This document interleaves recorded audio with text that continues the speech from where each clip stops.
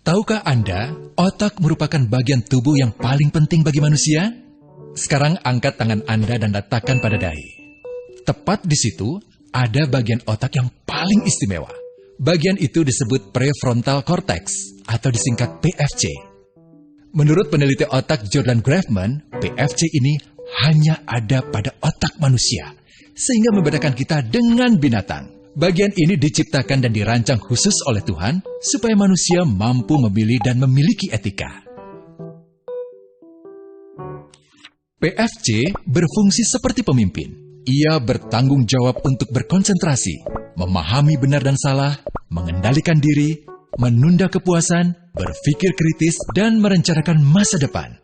PFC adalah pusat pertimbangan dan pengambilan keputusan. PFC inilah yang membentuk kepribadian dan perilaku sosial. Sayangnya, PFC adalah bagian otak yang paling mudah mengalami kerusakan.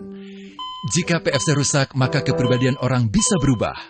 Rusaknya PFC bisa disebabkan oleh benturan fisik, bisa juga oleh zat kimia, seperti narkotika, psikotropika, dan zat adiktif atau nafsa. Dan ternyata penyebab paling merusak juga pornografi, yang disebut narkolema, narkotika lewat mata. Bagaimana pornografi mempengaruhi otak dan pikiran kita? Adi, remaja 12 tahun, melihat gambar di TV yang menjurus ke porno. Awalnya, ia merasa kaget dan jijik. Ini karena sistem limbik di otak Adi menjadi aktif.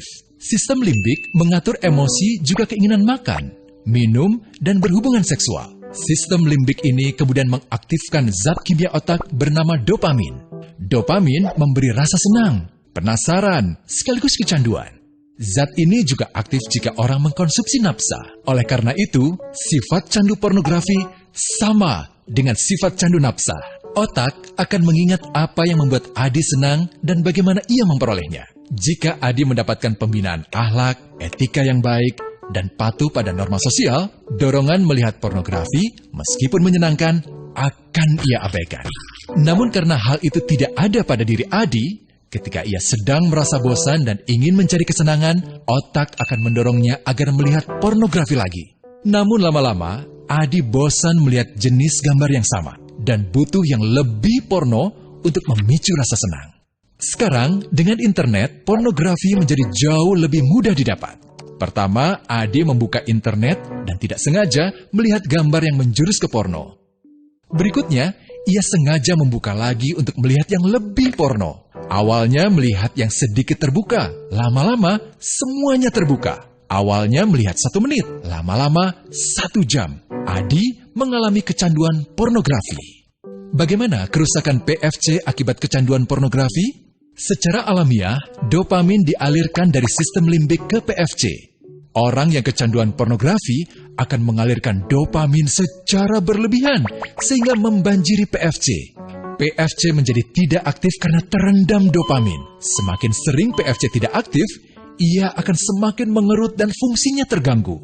Sistem limbik justru akan berkembang semakin besar karena terus mengaktifkan dopamin, sehingga Adi cenderung untuk terus mencari kesenangan tanpa takut atas akibatnya.